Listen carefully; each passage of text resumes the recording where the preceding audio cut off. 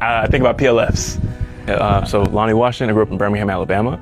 I had an Army ROTC scholarship to Morehouse College, and I have been in the Army Reserve since May of 2017. I am the Battalion S3 Air at the 450th Civil Affairs Battalion Airborne. I'm responsible for essentially getting the battalion up in the air to perform the airborne ops. I do the scheduling for aircraft, slot Jumpmaster duties, and sort of look on any sort of extra airborne training that the battalion may want to accomplish.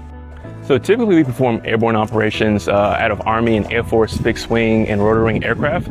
So from the fixed wing side, we have C-17, C-130s, and from the rotor wing side, it's typically UH-60s or Chinooks.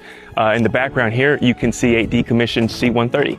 We would conduct like our sustained airborne training, our mock door training, and our Jumpmaster rehearsals, so that way everything is good to go before we get into the air and we actually perform our mission. Jumpmasters can be considered expert paratroopers. Upon successful graduation from the Jumpmaster school, you are responsible for your jumpers on the ground and in the air.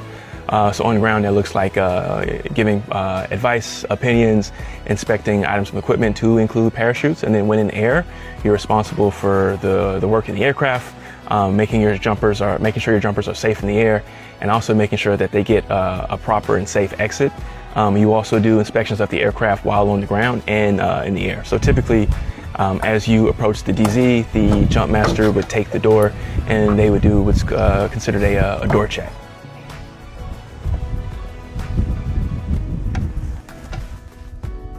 I think about PLFs. That's what I think about. I think about you exit the aircraft, it's a beautiful view. I think you've maybe got like 10, 15 seconds of like euphoria and happiness. And then the next realization is, oh, like the ground is pretty quickly approaching. Landing is going to be vitally important. A proper PLF, you will hit 5 points of contact. So that would be the balls of your feet, your calf, your thigh, your buttocks, and your pull-up muscle. So we aim for you to hit all 5 of those on one side and then roll to try and dissipate the force.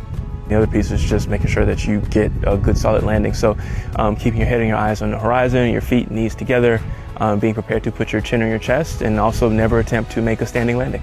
So for anyone who's thinking about joining the Army Reserve, I would say number 1, do it. And I would say 2, take advantage of any opportunity that you see that you may find interesting, or you may even have like a slight interest in doing. You'll be surprised at the things that sort of open up just by raising your hand and taking one step forward.